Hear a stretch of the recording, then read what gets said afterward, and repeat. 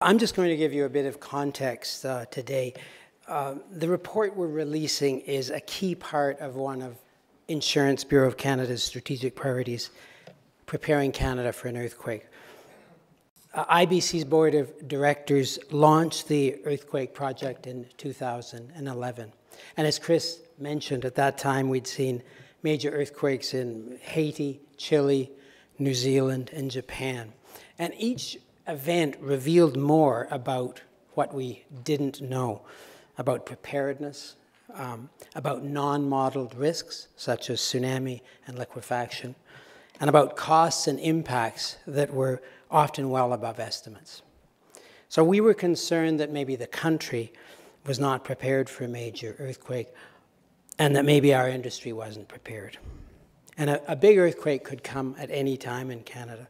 The west coast of Canada in particular, it's on the Ring of Fire, or as scientists call it, the Circum-Pacific Seismic Belt. Nearly every other country on the Ring of Fire has had a major earthquake in recent decades.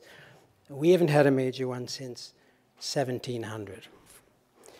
We believed we needed a better understanding of Canada's earthquake risk and of our physical and financial preparedness. So in thinking about earthquake, we adopted the disaster risk management, or DRM approach, used by the G20, the OECD, the World Bank, and others. And that approach has three components: risk assessment, financial management, and risk reduction. So as a first step, we needed to assess the risk. That's why we undertook this study. There was no recent research about the impact of a major earthquake in Canada. The last study was in 1992. And there was no research at all on the potential impact of an earthquake in eastern Canada.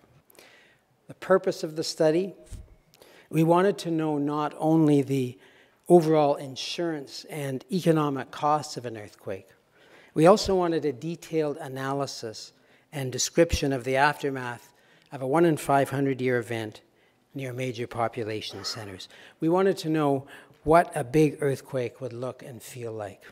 Now let's look at the first of our two scenarios.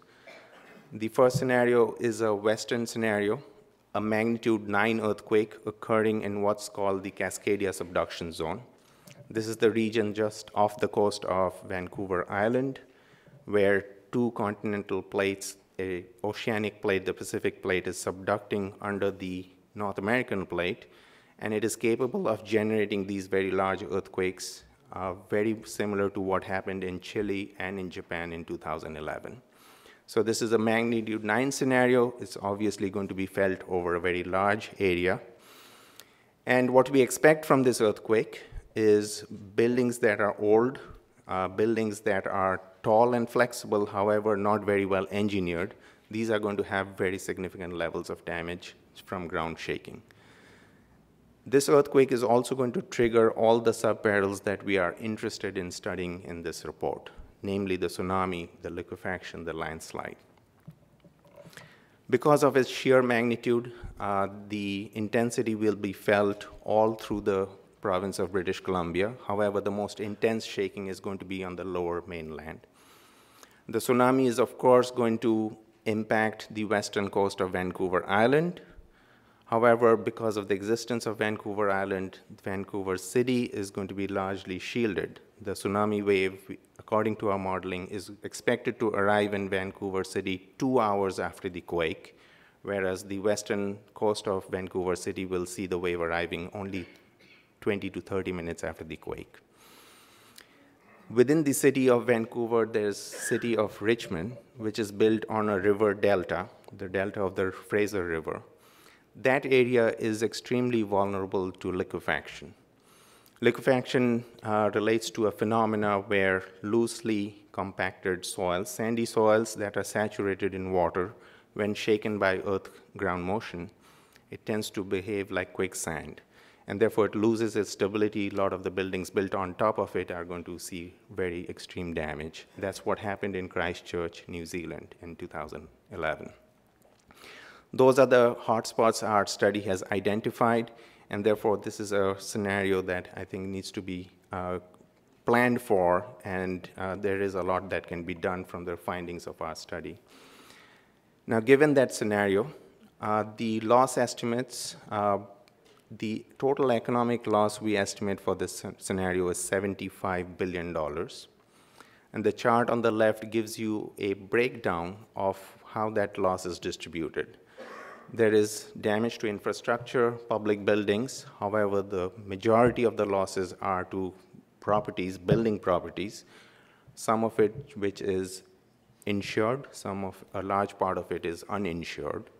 And then there is the indirect consequences from this event. And by indirect, we mean losses resulting from damage to infrastructure. If you think of the airport being damaged, the runways being warped, or parts of the runways and the airport being liquefied, the port of Vancouver having downtime because of damage in the port, these are all going to have economic consequences for the local economy. So that's what we mean by indirect damage.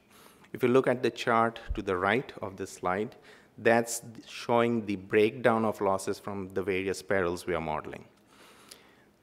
One of the findings here is for this scenario, ground shaking still happens to be the primary driver of losses and damage. However, liquefaction and tsunami are non-trivial drivers of risk as well. Moving on to our next scenario, which is the eastern scenario. This is a magnitude 7.1 earthquake occurring at a shallow depth. In the case of earthquakes, 10-kilometer depth is shallow, occurring right on the St. Lawrence River, about 100 kilometers northeast of Quebec City.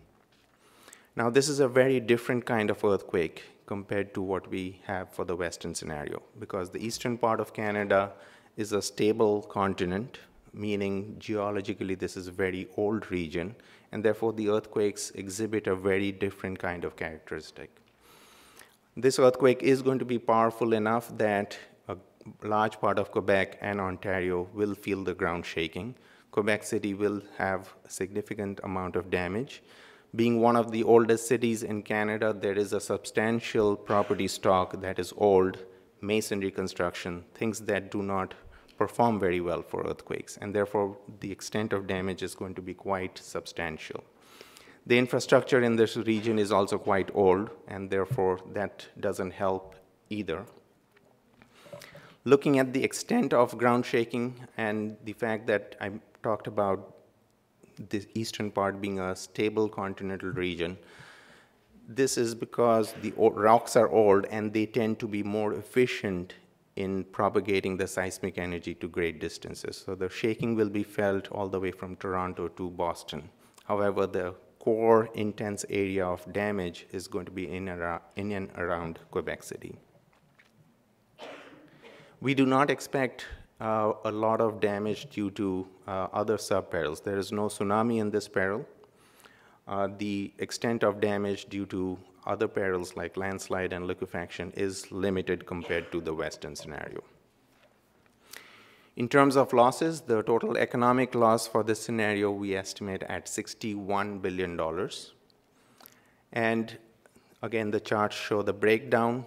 Just in the case of, as in the case of western scenario, most of the losses are due to property, part of which is insured, a large part of it is uninsured. And more than in the western scenario, the primary driver of loss in this case is going to be the ground shaking. There's a lot, as I mentioned, a lot of old masonry construction, and ground shaking is going to cause a lot of problems for those structures. Given the current insurance conditions and the market in this region, we expect the insured losses out of that $61 billion to be only $12 billion.